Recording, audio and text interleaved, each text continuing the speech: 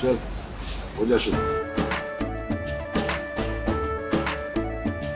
केसरिया से मन जोगी हुआ रे, दिल झूमे देखो पतवारा हुआ रे, दिल झूमे देखो पतवारा हुआ रे। हर पल मनाओ केसरी त्योहार। विमल, बोलो जुबान Kesari. And was the big news that we're tracking for you at the moment from Jammu and Kashmir, wherein Uri, one body has been recovered. A terrorist body has been recovered after search and cordon operation extended to villages, and one parked-back terrorist have been killed as search operations continue in nearby villages. And remember, viewers, this is the day 2 of Uri anti-terror operations. Now, joining us live on the story is my colleague Arawat from Baramulla. Arawat, a very good afternoon to you. Talk to us about the progress of operations that are being made by the security forces, even as we know that 5 terrorists are still trapped.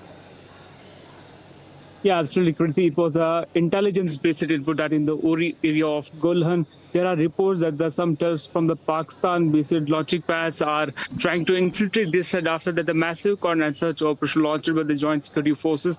In this is a big win for the security forces that the one terrorist from the Lashkar-e-Taiba has been eliminated in this operation so far. Search for others is going on. As we have seen attacks in the Riyasi, after that we have seen how security agencies has given alerts from time to time regarding these kind of attempts that are being made by the Lashkar outfits, and we have seen how the security forces are alert from line of control areas to other towns and cities in the Kashmir Valley to foil every numerous effort from these kind of terror outfits. And we have recently seen in the northern Kashmir, where the operation is going on, longest serving terrorist has also been killed here, Usman. After that, we have seen this is the attempt from the Pakistan-based terrorists to infiltrate this side, but forces are alert at the line of control to foil every single nefarious attempt from the Pakistan-based agencies. And we have also seen how security agencies have installed the thermal cameras along the line of control areas, and everything is being monitored by the CCTV surveillances. In fact, if we'll talk about this Uri operation, this operation was suspended yesterday late night because of the low visibility, but after that, the operation resumed again this morning.